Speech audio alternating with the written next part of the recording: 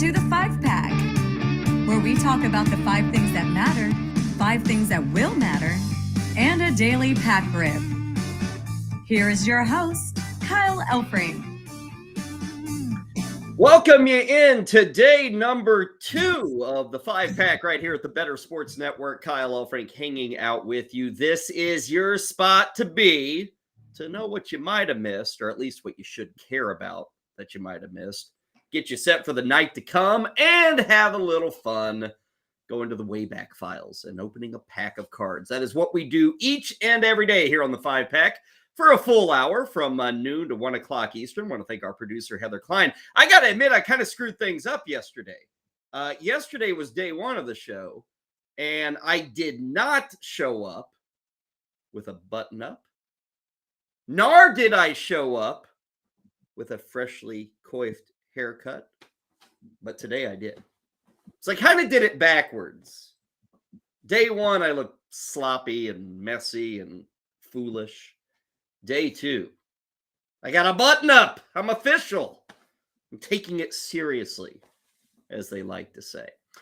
If you are new to us here at the Better Sports Network, welcome aboard. You can find us online at bettersports.com. Give us a follow at Better Network on Twitter. There's a lot of other ways to follow us, but those are like the most convenient ways. For those who are on the app, great to have you with us. Do want to remind you, I didn't know yesterday if the chat room was open, so I didn't promote it. Chat room is open. So if you got any thoughts, you can always chat us, and maybe I'll say, oh, that's interesting. Let's talk about that. Maybe I'll just ignore it. I can't really promise. We got a lot to get to. It's an hour. And like I noted yesterday, it's a very, very fast hour. Like I said, what do? Well, we give you 5 things that mattered from last night. We give you 5 things that will matter tonight, and then we'll finish things off with our pack break. Yesterday, we had a 1989 Topps baseball pack. Today, we go a year earlier to a 1988 Donruss baseball pack. I was just on with Moose and Keith about an hour ago, and I told them this, and I will tell you this. Ugly cards. There is nothing exciting about these cards, but the players are exciting. The stories are exciting. So we'll get to that coming up in just a bit. Let us begin, though, with our 5 things that did matter from last night. And we previewed this yesterday. And yesterday we did really well with telling you what to follow. And then it actually came true. Like Max Scherzer looked like Max Scherzer. Jordan Walker got a hit in a 10th straight game to start his career. And, oh, yeah, the Tampa Bay Rays moved to 10-0. And unlike all the other games where Tampa has just like shown up and blasted the opposition, whether it's Detroit or the A's or the Nationals, last night they were tooth and nail, a tight affair with the Boston Red Sox. And then a key component in their lineup, Brandon Lowe, came up in the 8th inning. 2, swung on, high drive, deep to right center, that baby is gone! Home run for Brandon Lowe, and the Rays will grab the lead. What an at bat for Brandon Lowe.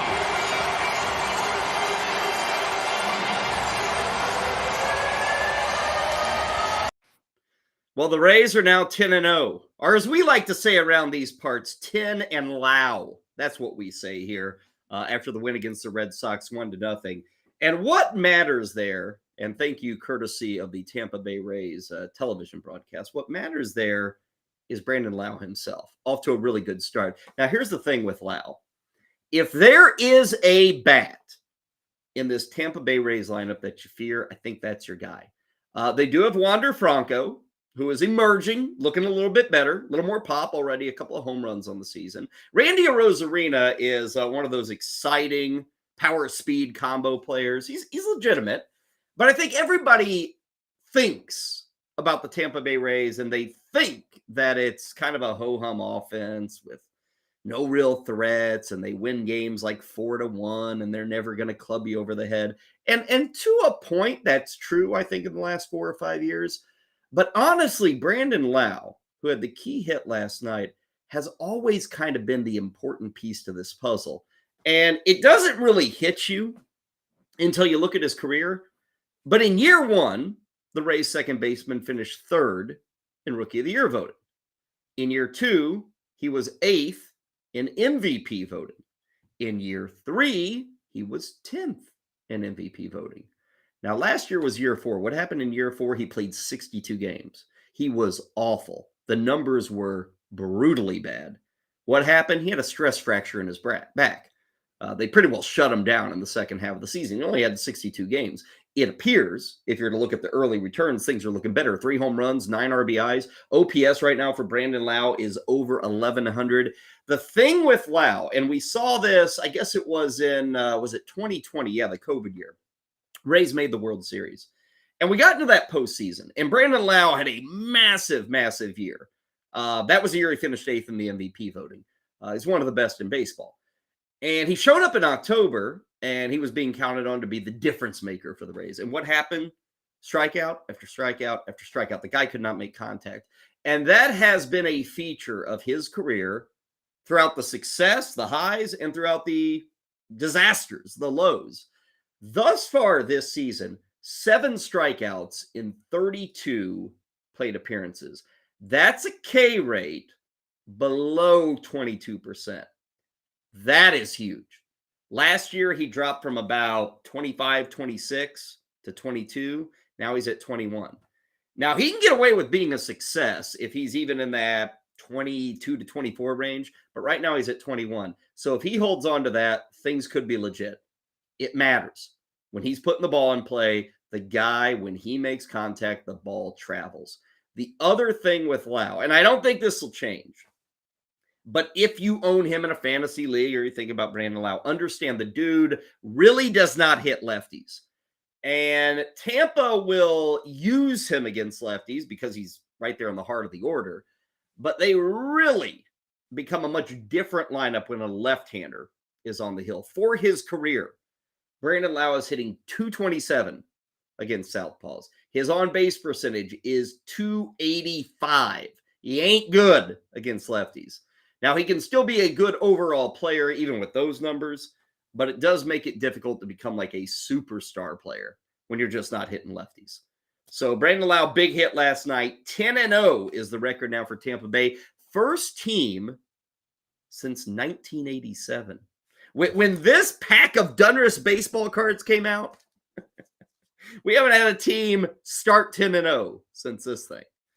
That's how far back it goes in the files. So congrats to the Rays. Big win taking on the Red Sox later tonight. More on that game to come. Another big moment also in the southeastern quadrant of the United States of America happened in Atlanta last night, where one of their newcomers, Sean Murphy, had his big moment. And Derek Law's first pitch is hit to center field. Friedel back, still going. That ball is gone. Sean Murphy, his first homer as an Atlanta Brave, and it's a walk-off game winner.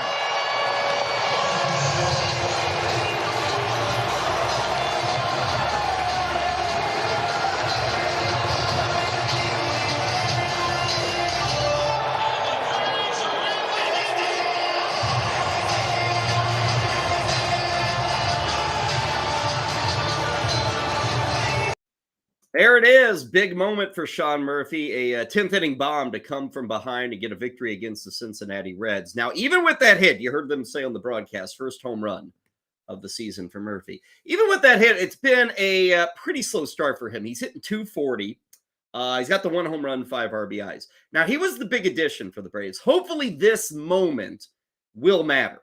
Hopefully that excitement that you saw courtesy of the Braves television broadcast will matter. But I think what's going to matter the most is where they hit him in this lineup. I was pro Murphy coming into the season. Here's what happened, though. We started the season, and where was Sean Murphy at in the batting lineup? I looked it up. 5th on day 1, 8th on day 2. He hit 7th in game 3, and then he hit 6th in game 4. Let me say that again. 5, 8, 7, 6. Put it another way. 5, 6, 7, 8. 4 straight games, first 4 games of his career, all in different spots in the lineup. Okay, that doesn't make you happy. How about the last 4 games he's played? The last 4, he has hit 5th or 4th in each of the last 4 games. Now, what's been the difference? The difference has been Michael Harris Jr. Michael Harris II, as he likes to go by, is out with a back injury. You take him out of that Braves lineup, it weakens. I mean, last night they're playing Eli White in center field. He's batting 9th. So I don't want to sit here and say that Harris is locked and loaded for the number 4, the number 5 spot. But he is until Michael Harris gets back. And Harris is dealing with a back injury. We'll cross our fingers. They don't think it's anything severe, but we'll see. I will tell you this, too. If Sean Murphy has more moments like that, Sean Murphy will stay 4th or 5th in the lineup. That was kind of my expectation coming into the year, is that Sean Murphy is going to be that rare catcher on a really good team, a team that has Ronald Acuna and Austin Riley and Ozzie Albies and, all this talent. It's going to be that rare guy who hits 4th and can drive those guys in. He gets all this RBI potential. Thus far, it hasn't been there. One other thing I'll throw out with Murphy, and I think this is important to note. He's been, about 4 years in baseball. I know this because I have owned Sean Murphy, and I looked it up today to give you the exact numbers. He is a very slow starter, really slow starter. I don't want to say he's ice cold in April and May, but as the weather heats up, Sean Murphy has always heated up. Here are the numbers. April and May in his career, he is a 209 hitter in his career. He slugs under 400. He's barely a 300 OBP. That's in his career for the months of April and May. So we've got a bit of a track record. I mean, it's not like 500 games of April and May play, but it is over 100 in these 2 months. And you'll see it. If you look at him month by month, Sean Murphy always heats up. And in Atlanta, as the weather heats up, ball carries, offense happens. So last night was good. I don't want to say last night is the beginning of a takeoff. Last night shows you what can be. Last night shows you, hey, middle of the order, a guy who knows how to hit, a guy in a good lineup, ballpark, all that stuff. Sean Murphy having his moment last night, and I think it did matter. Kind of gives you that little extra juice if you're going into this Tuesday in mid-April. Let's go to our third moment that mattered. It was a big one in Chicago, and I've got a personal backstory here. But let's go to the 9th inning at Wrigley Field when the Seattle Mariners said, hey, Jared Kelenic, you've kind of been a failure ever since you've joined us. But let's play hero. Let's do it against Michael Fulmer and the Chicago Cubs. Kelenic, a high fly ball. Right field. If this is fair, it's gone. It's plenty fair. It's plenty gone. Off the scoreboard. Jared Kelenic tags his first of the season. It's a game-tying 9th inning home run at Wrigley.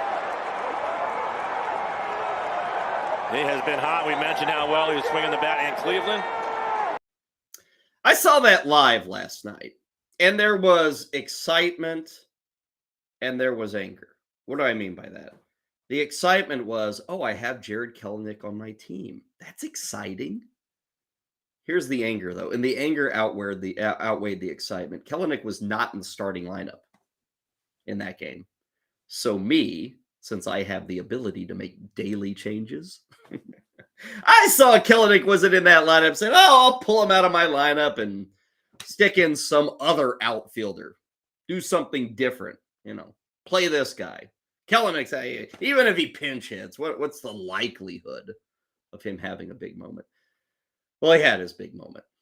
I missed out on the points. I'll make it double agony, though. I also own Michael Fulmer. So not only did I miss the Jared Kelenic home run that tied the game in the 9th inning, I had to suffer through the fact that Michael Fulmer, my closer, blew the lead in the 9th inning. Now, I don't know about you, but I watched that highlight, and that looked like a bomb. But then I checked this morning, it was like 415 feet. Sometimes when you hit the scoreboard, you think, oh my God, that must have been a 600-foot shot. But that was like 415, at least is what they measured it at. Now, here's the thing with Kelenic. Came up as a full-blown uber prospect. Number 1, number 2, number 3 in baseball. That's what he was. He has not hit. This year, he's off to a pretty good start. Now, that was his first home run of the year. Right now, 30 at-bats. Jared Kelenic has an OPS of 844. Now, there are still too many strikeouts, 10 strikeouts right now for Jared Kelenic. He still really does not play against left-handers. If you look at games this year where the Mariners have had to face a lefty, you're not going to see Jared Kelenic in that lineup. You also don't see Colton Wong in that lineup. But what mattered last night is the excitement you heard there on the Mariners telecast. They need Jared Kelenic. They want him to produce. They're giving him another opportunity. Sure, he's not ready to hit against lefties. Okay, that's going to hold him back. But hopefully, as confidence builds up, as he does have success against righties, as he has more moments like that, hopefully not only does Kelenic get more of a taste against the Southpaws, but hopefully he starts to move up the lineup. If you look at him, 9 starts this year for Jared Kelenic, and this kind of tag teams on the Sean Murphy stuff. Jared Kelenic right now has hit 5th, 6th, 7th, and 8th in his 9 starts. He's all over the place. They don't really know where he fits best. They're still trying to figure out things in that Mariners lineup. But that moment last night was a big one. Now, eventually the Mariners lost. Nico Horner had an extra base, or I should say an RBI hit in extra innings. So they still lost the game. But that individual moment for Kelenic might have been his best moment as a Mariner, considering the situation and kind of what he was able to pull off. You know, you're down to your last couple of outs in the 9th inning on the road. They haven't played very well this year. It was a big moment. It was a big home run. If you watch him in the dugout there, that's an excited kid having that big moment. Didn't end up well, but it was an exciting moment, and I think it does matter for Kelenic. It gives the Mariners a little more faith, a little more leash, if you will, for Kelenic to figure it out. Tell you what, let's keep the home run excitement going, shall we? Last night, the LA Dodgers were in San Francisco. First batter of the game for the Dodgers, of course, was Mookie Betts. He was facing Logan Webb, and Mookie Betts got things off to a very good start for the Dodgers. Actually, it's a division team. That ball's cranked deep left center field towards the gap and gone. Leadoff home run, Mookie Betts.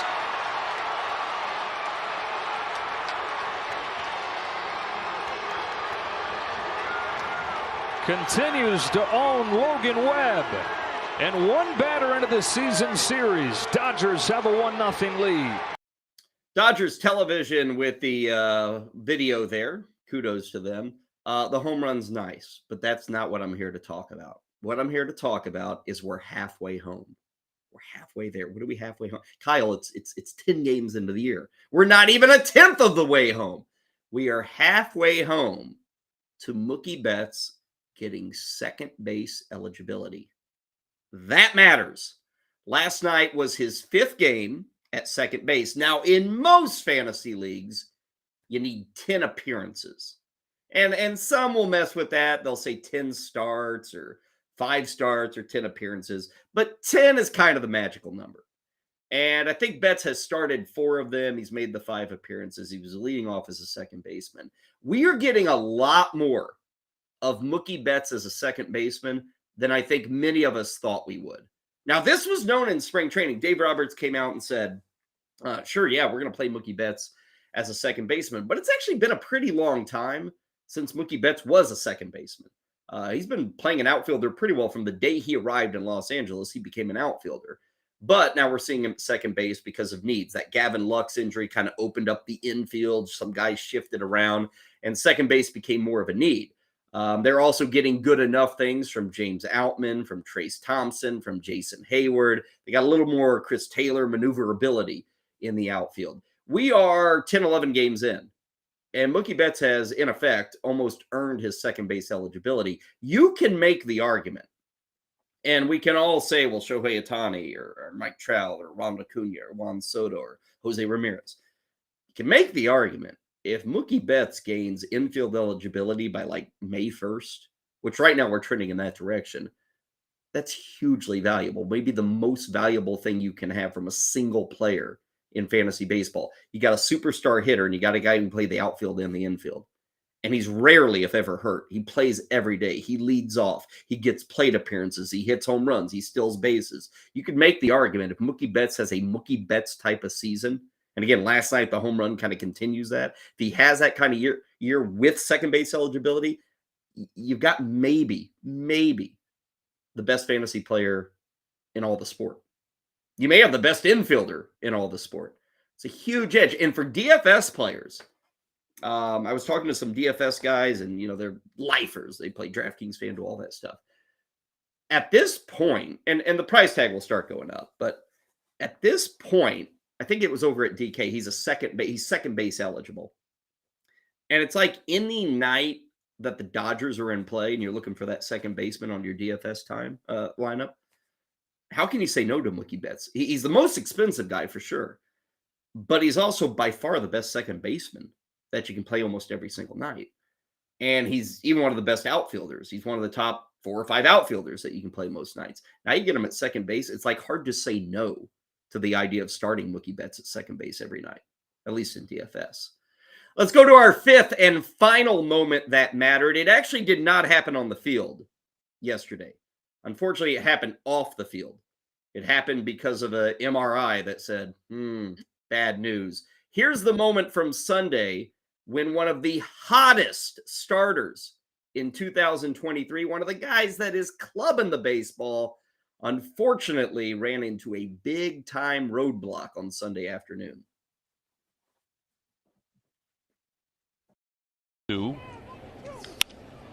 Yeah, a little pop-up here in the center field, racing out Hernandez. Duvall coming on. Duvall will slide ahead. Oh, wow. It popped free, and he's going to be safe at first. Oh, no. And is he okay? Oh, no. Adam Duvall went down for it.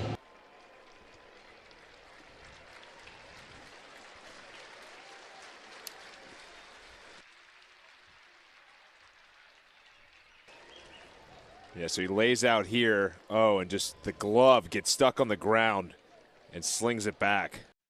Kind of hurts to watch, right? That was Sunday. Yesterday, we got the moment that mattered. Fractured wrist. Now, I don't know if you've been following Adam Duvall, but let me run through what Adam Duvall has done to this point in baseball. Adam Duvall, 3rd in runs scored, 6th in doubles, 3rd in home runs, 2nd in RBIs, 3rd in batting average, 4th in on-base percentage, number 1 in slugging percentage. What the Red Sox just lost there, and I know we don't vote on MVP after 10 games, but they just lost the AL MVP in Adam Duvall, and he's going to miss months with this fractured wrist. Yesterday on the show, we talked about O'Neal Cruz. That's going to be months. And then yesterday after the show, got the news on Adam Duvall. That will be months. Now, furthermore, why does that moment matter? Check out the Boston Red Sox lineup. Now, I was not a proponent of the Red Sox as is coming into this year, but this team is desperate for a guy like Adam Duvall. Now you are stuck absolutely relying on 3 guys in the middle of your lineup. And I'm not saying Duvall was like going to be a superstar, but when you have 4 guys that you're turning to, you can afford, okay, 1 or 2 of them isn't great, but the other 2 are doing well. Now we're down to 3 guys. So the pressure is amped that much more on Justin Turner, Yoshida, the import, and then Tristan Casas, who's a rookie. Now, what do you have so far from those 3 guys? Justin Turner, no home runs and 2 RBIs. Masataka Yoshida, 1 home run, 6 RBIs. Tristan Casas, 2 home runs, 7 RBIs. Right now, the OPS plus of those 3, and OPS plus normalizes everybody in baseball. 100 means you are right in the middle. You're an average hitter. Right now, Justin Turner is 52. Yoshida is 98. And Tristan Casas is 76. Boston losing Adam Duvall to this fractured wrist puts a lot of pressure on these guys. And thus far, they haven't answered the call. Duvall was. But that Red Sox team took a major, major hit. Fantasy owners took a major hit. If you're looking at Boston, well, who do they play? Raimel Tapia? I guess you could turn to Jarren Duran. Duran's interesting because Duran kind of fits today's game, stolen bases. But I think for the time being, we're going to see a lot of Tapia. The Red Sox are a little wary of throwing Duran to the Wolves. Last year, he mostly failed when they tried that. So they've sent him back to AAA. So they'd still like to get him some seasoning. So I think for the time being, it's Tapia. Maybe a week or 2 from now, it's Jarren Duran. We know it's not going to be Adam Duvall. And that is a moment that matters because without Duvall, these other guys, Turner, who looks old. I like Justin Turner coming in this year, but these numbers are bad. And they're still hitting him 3rd.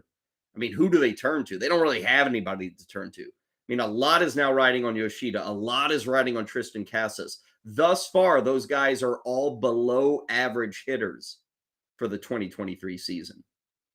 Those are the 5 moments that did matter as we get rolling here on the 5-pack. When we return, the 5 moments that will matter. That is coming your way. But first, let's turn it over to Ricky Props, who's taking a look at some NBA play-in postseason action for tonight. Hey, it's Rick Campbell, a.k.a. Ricky Props for Better Sports Network. Let's go to the wood with Jimmy Butler tonight at home against Atlanta, over 27.5 points, minus 115. Atlanta allowed the 8th most points to small forwards. He was 25 against Atlanta this year and 26 post-All-Star. Bam Adebayo, same game, over 2.5 assists, minus 160. Great matchup against Atlanta. This year, 4 assists per game. Last year, 4.5 assists per game. Trae Young at the Heat, under 33.5 combo points and assists. Miami allows the 4th fewest points and 8th fewest assists to point guards. Trae averaged 30-point assist combo against Miami this year. And then Anthony Edwards at the Lakers, over 38.5 combo points, rebounds, and assists, minus 120. No Gobert.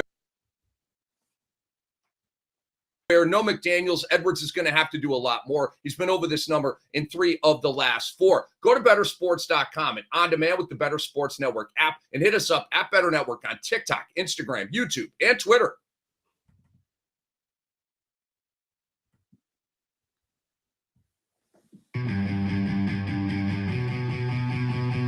Welcome back to the 5-pack.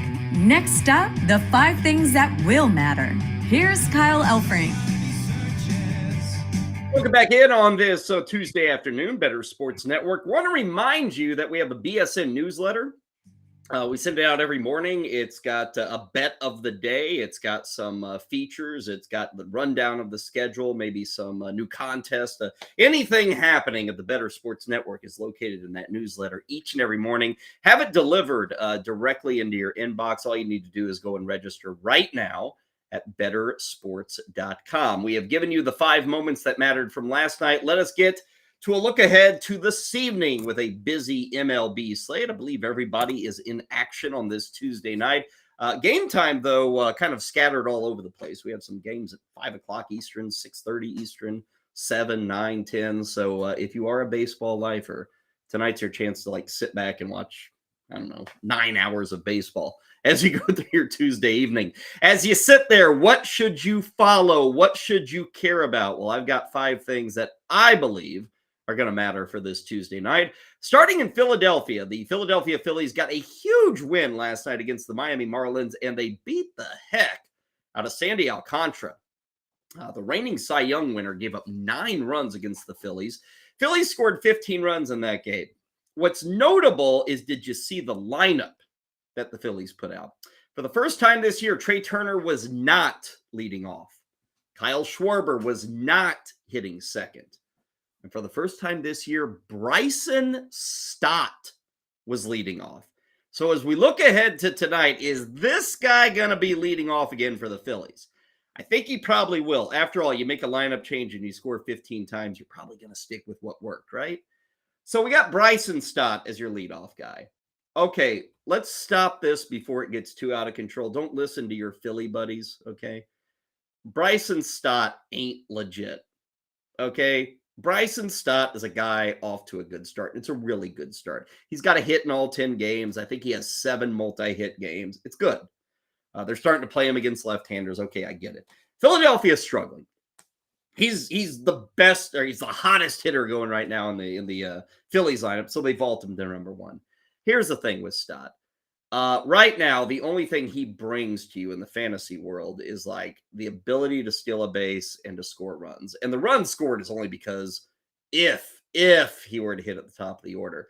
I looked it up this morning. His BABIP is 531. If you know anything about baseball, you know he's going to lose 150 points at least on that BABIP. And as soon as that disappears, everything disappears. So I'm not getting carried away with this Bryson Stott thing. Now, will he lead off? Again, I think he's going to be in there tonight. If you were to sit here and tell me, hey, Kyle, Bryson Stott's going to lead off for the next 3 months, which to me makes no sense. You have Trey Turner. But if that were to happen, there is a slight possibility it could work. If you look at Bryson Stott, he had 2 years in the minors. His OBP was about 390. It was solid. And if you could pull off a 390 OBP in the major leagues, or even 370, 360, and lead off for the Phillies, you'd rack up some numbers. Now, I don't think this is happening. I don't. Not at all. He may lead off for like 5 days, and they say, let's go back to Trey Turner. Tonight, it's going to happen. He's probably going to lead off, okay? So I understand that. But I cannot imagine that this is part of a long-term plan with Philadelphia. This is right now trying to find that proverbial spark. They need that spark. They may get it for the time being, but Bryson Stott, if you're saying, wow, this is great, look at his numbers. Now he's leading off. Slow down. Slow down. Tonight, he'll probably be leading off again, and it matters for tonight, but long-term, ain't going to matter. Tell you another lineup that I'm paying attention to tonight. Minnesota. What do the Twins give us? Most directly, do we see Carlos Correa in this lineup? He missed a second straight game yesterday, not with the ankle. Remember, everybody was worried about the ankle. It's a sore lower back. Now, Correa always seems to be fighting something. You know, he's just kind of one of those guys who has got a twinge here, and a pull there, and a strain over here. He's had a back injury once before, but it was like 4 or 5 years ago. So unlike the ankle, which everybody thinks is going to ruin him 5 years from now, hopefully this back thing is just minor. I hate back injuries. Is Correa going to be in this lineup or not tonight? It matters to me. Now, I was going to give him a pass because it's April and he plays in Minneapolis, and it could be cold. And then I looked up the temperatures. Friday in Minneapolis, it was in the 40s. Okay, that could cause a stiff back to act up. Saturday was the 50s, Sundays was the 60s, and yesterday was the 60s. So I can't give him a pass on the weather. What I can tell you is they say this back was injured when he was trying to avoid a tag at home plate on Saturday. Okay, that's fine. I can tell you Carlos Correa has been one of the weakest hitters in baseball this year. Here are the numbers for Carlos Correa. 6 for 33, no home runs, 2 RBIs. He has 10 strikeouts in those 33. It's a bad start. It is. And this is not, hey, let's build the tombstone and rack it up on Carlos Correa. He's not finished. This is a slow start. It's a bad start. It makes one wonder, has the back been hurting more than just Saturday? That's what I wonder when I look at Carlos Correa. I don't think he's going to play tonight. If he's back in the lineup tonight, it is good news, but I think we're going to miss a third straight game here. And again, lower back injuries. We talked about Brandon Lau earlier in today's show. Brandon Lau was a guy who, the back's aching early in the season. Then eventually it's just like, you can't do anything. Shut him down. You play 60 games. We're not there with Correa, but something to follow, something that matters tonight. Is he back in that lineup for the Minnesota Twins? Let's go to our third item. Another thing that will matter for tonight. Coors Field. Doesn't everybody goes to Coors Field to like eat up on the Rockies, to make good on the thin air, to hit home runs, to drive in runners, to score 10, 11, 12 times a game? That's why everybody goes to Coors Field, right? Well, there is a guy in Coors Field this week, St. Louis Cardinals playing the Rockies, that needs to get some Coors cooking. Talking about Wilson Contreras, newcomer to the Cardinals. Birds lose last night. Been a very rough start for St. Louis. They're 3-7. Wilson Contreras, brand new to the Cardinals. What has he done? A bunch of nothing. He hits fifth every time out. He bats behind Paul Goldschmidt and Nolan Arenado. Those guys are doing fine. Arenado had another couple of RBIs last night. They're doing fine. Wilson Contreras, 2 RBIs with those 2 guys ahead of you? Give me a break. Rough start. Now, here's the thing with Contreras.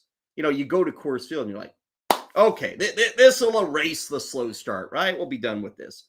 I looked it up today. You know what's crazy about Wilson Contreras? He's like the only guy I've ever seen who doesn't do anything at Coors Field. So I don't even know if last night, today, and tomorrow is going to help Wilson Contreras. Check out these numbers.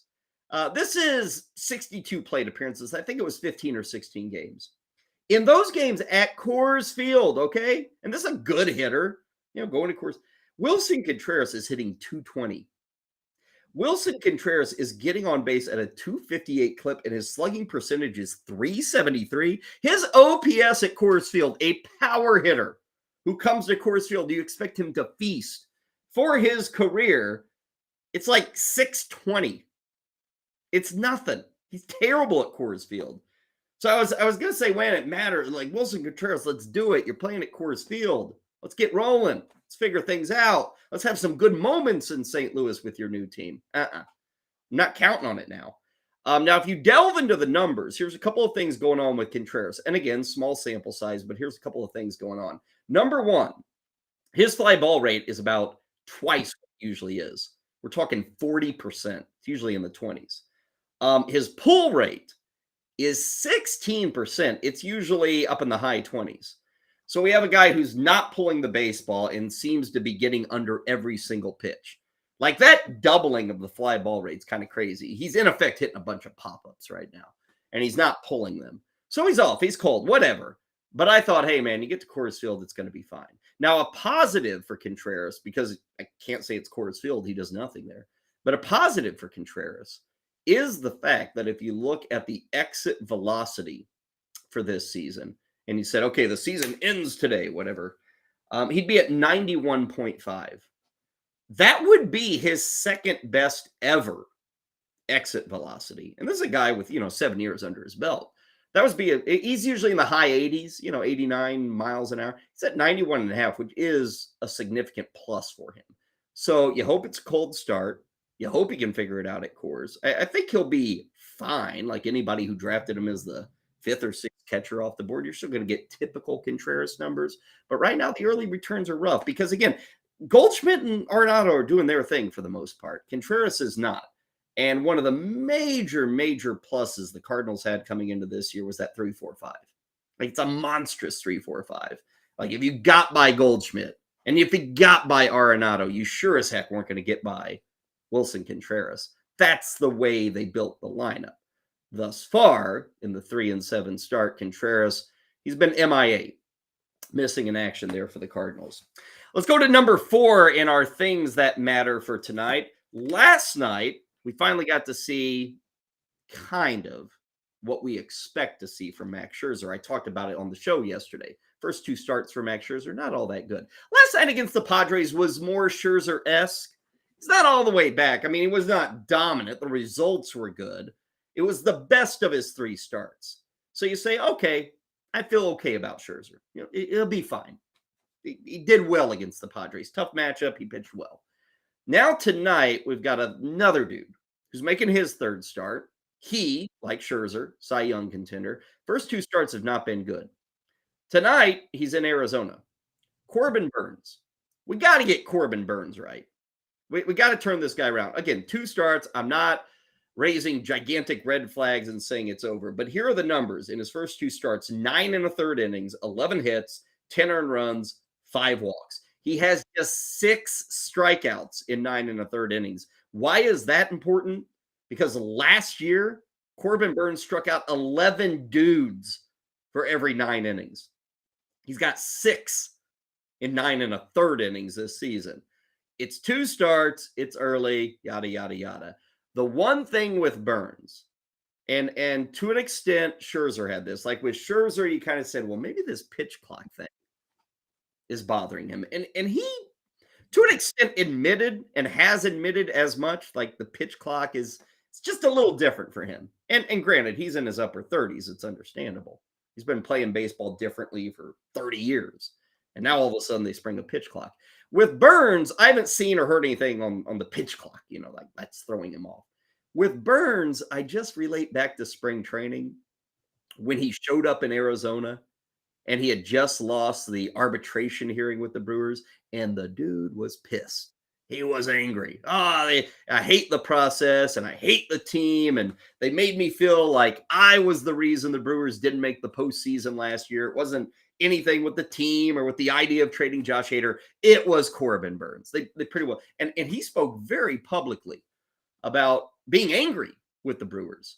And there are winds swirling about a trade at some point this year or next year with Corbin Burnes. They're not going to re-sign him in Milwaukee. They aren't. I mean, the guy is going to want $25, $30 million a year.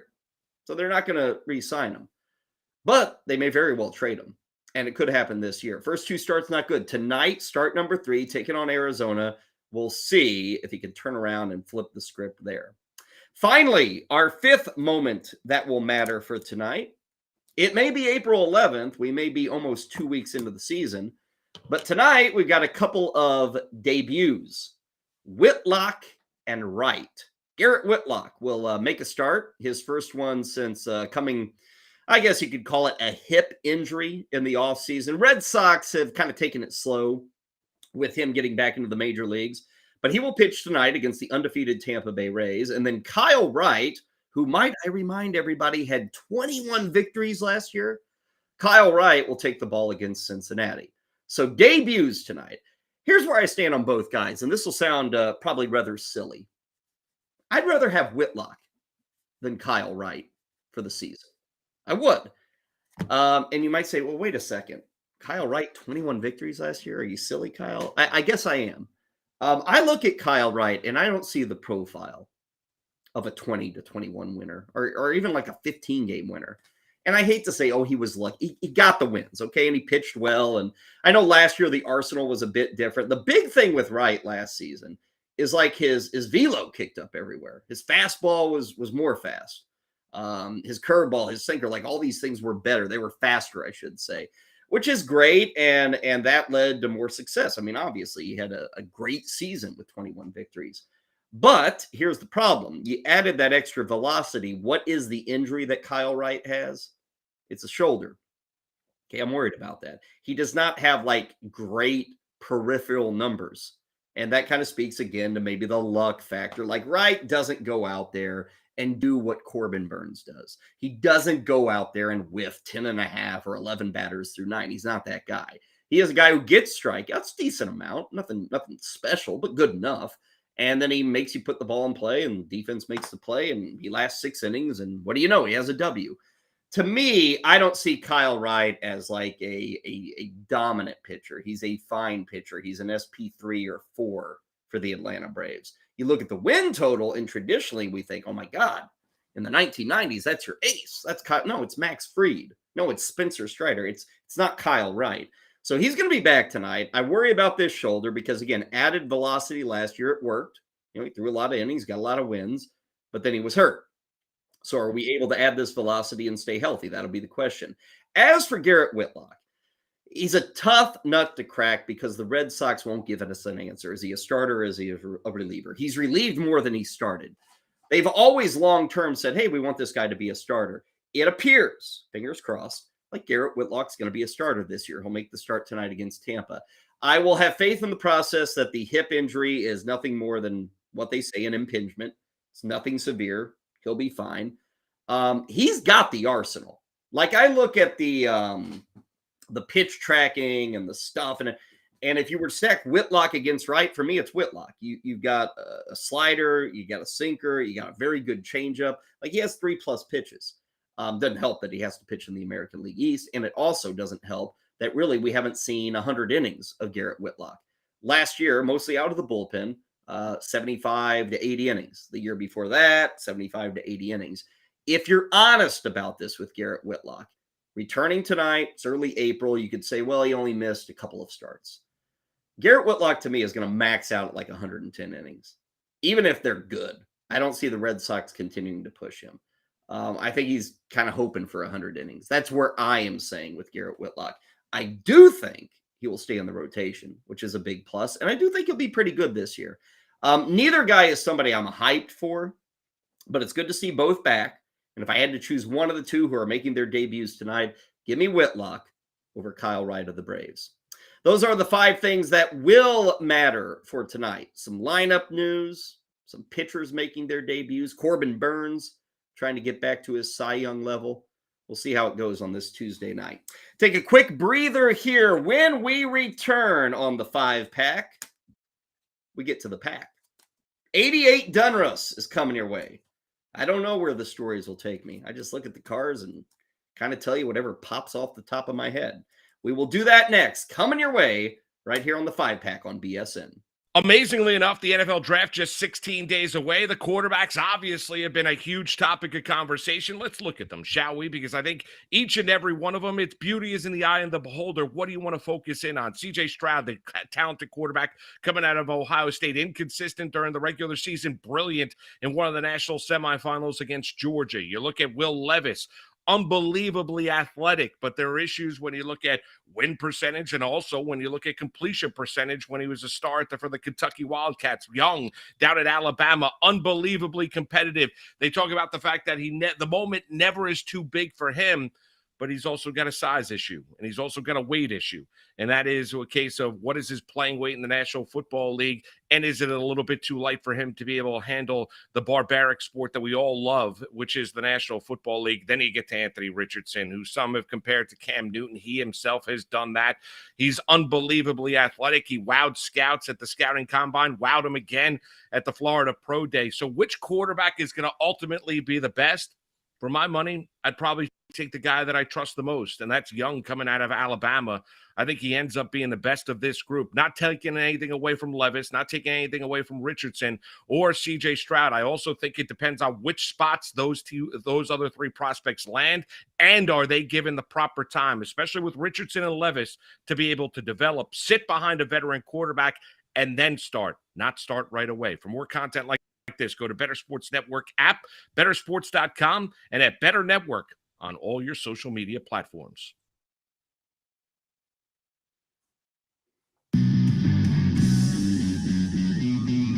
Time now for the Daily Pack Rip on the 5-Pack with Kyle Elfrink.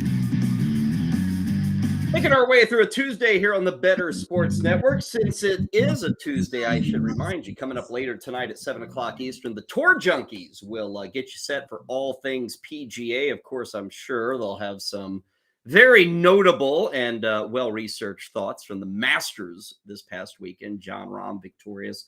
And they'll look ahead to the upcoming weekends. So if you are into the PGA world, DFS are season long. Hit up the Tour Junkies coming your way tonight at 7 Eastern. It is now time for our pack break right here on the 5-Pack. This is a daily part of everything that we do. Now, yesterday, I opened up a pack of 89 tops. That's what I was looking at. And we kind of had to speed through a couple things. There was nothing truly special. What did catch my eye, and I promise to do this from time to time with the pack breaks, is sometimes I'll open up a pack and, while we're live on air, it's like, I kind of wonder about that guy, but is my story right? Am I saying it correctly? Am I remembering it correctly? And yesterday we had a guy pop up, Ty Griffin. There he is. He was number one pick by the Chicago Cubs back in, 1989. Had a great career at Georgia Tech. And it got me thinking, did Ty Griffin ever make it? So on occasion, whenever something pops up like this, I'll take a look back after the show and come back the next day and update you. Because I love the stories, and I think a lot of you like the stories. That's why we do the pack break. Ty Griffin, 9th overall pick by the Chicago Cubs. Ty Griffin never played a day in Major League Baseball. And honestly, he was kind of out of the game after 4 years in the minors. And he didn't do anything in the minors. But what I found notable is after 3 years in the minors, and I think he made it up to AA, maybe AAA with the Cubs, they traded him in like 1992 for a nobody. They traded Ty Griffin to the Reds. And, this after 3 years. 3 years before, he'd been a top 10 overall pick. And he had not been horrendous in the minors, but he had shown no real progression. Anyway, Ty Griffin goes to the Reds. They put him in AAA in Chattanooga, I think it was. And after a year, they release him. They're just like done with him. And this is one of those guys, we always hear about these guys. Oh, they're going to be great. They're going to be studs. And the Cubs thought that. And maybe the Reds thought, oh, we'll take a shot on Ty Griffin. Maybe we can fix him. Nah. Cubs gave him 3 years, Reds gave him a year, and boom, out of baseball. I looked him up today, and I've come to the conclusion that when your career ends with the Grand Forks Varmints, when your career ends with them of the Prairie League, then your career has not gone according to plan. Not picking on Ty Griffin. It's just, these are one of those guys, you always think first round pick, they're going to be a hit. They're at least going to make the major leagues. He is but one example of a guy who did not make it. Now, another guy we got in that pack, Sandy Alomar Jr., he made it. He was a future star. Okay, let's get to our 1988 Donruss. This is a year before the Alomar Jr. card and the Ty Griffin card. Puzzles and cards. Now, check that out. That's what's funny. I'm buying a pack of cards, and Donruss is leading with the fact that it's actually puzzle and cards. Really? Like, it wasn't enough to say, oh, I just want the cards. We're going to lead with the fact that I can build a puzzle in my cards. I don't know about the marketing with Donruss. You know, and they're not with us anymore. They were actually owned by Leaf. But anyway, 1988 Donruss. These are ugly cards. Don't like these cards at all. But we have to go through it. We have a different pack every day. So this one popped up. So that's what we're dealing with. Now, these puzzle cards, it says you get 3 puzzle cards. This is what you get. Now, I don't know about you, but when somebody says I get 3 of something, but it's actually I get 1 that features 3, is that really 3 of something? It's 3 pieces, but 1 card. You get 1 puzzle card, Donruss. Don't pull this crap of 3 puzzle cards. Junk. I think the puzzle builds a Stan Musial print of some kind. Yeah. These are pieces. Man, this puzzle was 63 pieces. Now, understand, randomly inserted the 3 pieces. 63.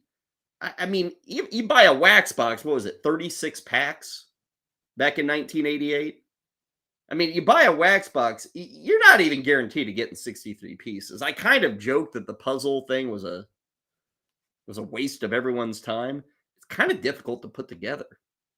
It's a lot of puzzle pieces. Anyway, I've got 7, 8, and 9. These are actually known as trash. That's what these are actually. Usually you'd get these and you just throw them away. So nobody built the puzzle piece. We'll have to see someday what the puzzle piece put together would have been worth. Okay, let's get into our 88 Donruss. I say an ugly card. At least we lead off with a player everybody's heard of. Still to this day, you can catch him on New York Mets television broadcast. He will be there tonight when the Mets take on the Padres. Talking about Keith Hernandez. Oh, Keith Hernandez. Came over from the St. Louis Cardinals, landed in New York, became a hero of those 86 Mets team, that World Series winning team. And he's got the old man power stance. Why is it only left-handers stand like this? That was Keith Hernandez. Still, man, I mean, look at the years. You understand why he became a hero. He comes to the Mets. And remember, the Mets, when Keith Hernandez showed up, he was kind of that move. Who was it? You could say like a few years back when San Diego went out and got Eric Hosmer or Manny Machado. They weren't really ready to contend, but they were building to that point. And so Hosmer comes in. He's going to be the veteran leader. That's kind of what Hernandez was doing when he came over in 84. Now, the Cardinals wanted to get rid of him. He actually came over in the middle of 83. But the Cardinals were wanting to get rid of him. He had some issues off the field in St. Louis. So he landed in New York. The Mets had not been good, but they were getting better. Strawberry good and all these guys were making their run. Hernandez shows up. He becomes the veteran leader. In 84, he hits 311. In 85, he hits 309. In 86, the World Series winning year, he hits 310. And in 87, he hits 290. He also played, here are the games played, 154, 158, 149, 154. It's a good player. Good player. Not a Hall of Famer, but a good player. Another guy, first baseman, left-handed, had some big moments in the early, I guess, 83, 84. Leon Durham, baby. Leon Durham. Look at that guy. I mean, he looks good in pinstripes. Now, Leon Durham had that big 84 year with the Cubbies. In 84, 23 homers, 96 ribbies. I don't think he ever matched that again. Now, I look at this guy. Now, think of this. This is, we talk about stolen bases here in 2023, and everybody's excited. Leon Durham, in that 84 year, 23 homers, 96 ribbies. He hit 280, power hitter kind of guy, first baseman. 16 stolen bases, baby.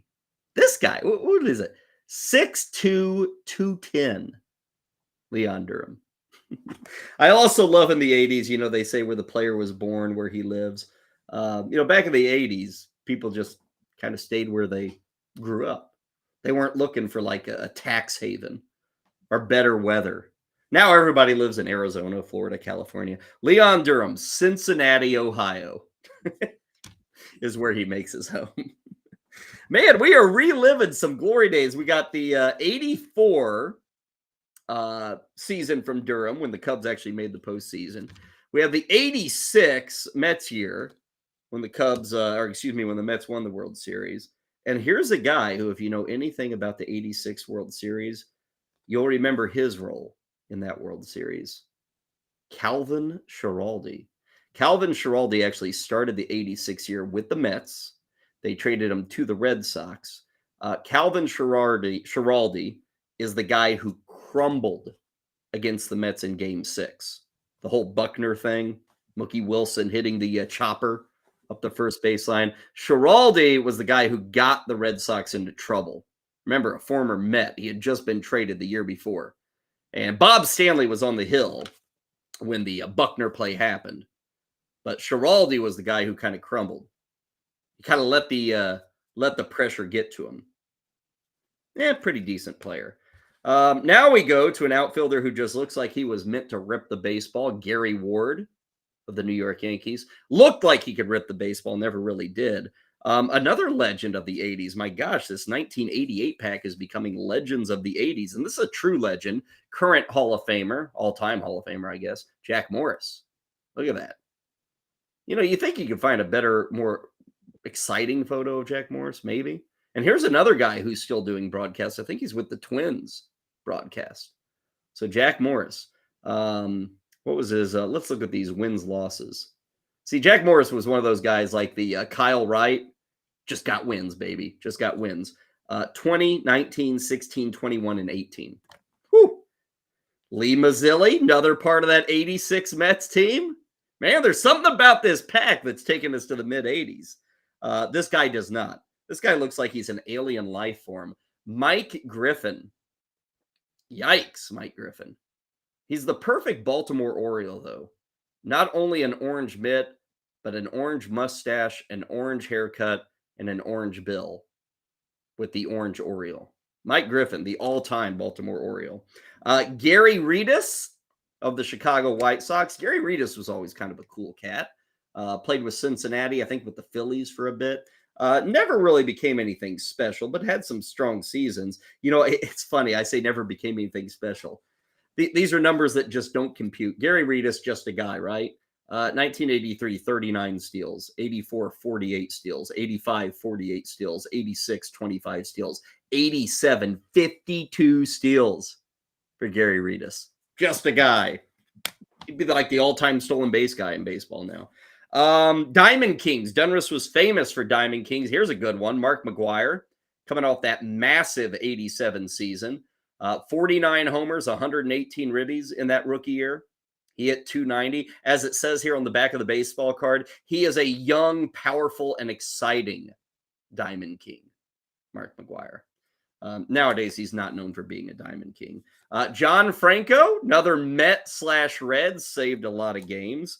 Tom Nieto. You'd always have to have a Tom Nieto on your team. Backup catcher. That's what you wanted from guys like Tom Nieto. Speaking of saves, and this would be a good battle someday, would you rather have John Franco or Tom Hinkie? Ooh, Tom Hinkie. Nothing scares you coming out of a bullpen more than those glasses, right? Dude, I don't know. Paul Noce. Couldn't even take off his batting. Look, it looks like he's got a shirt. I wonder what that says underneath. Steve Lake, another backup catcher. And then Charles Hudson. There it is. Our 88 Dunras pack break. With some actual Hall of Famers, World Series winners, good names. I like it. That pack beat yesterday's. We're back again tomorrow with more of the 5-pack. 12 Eastern on BSN.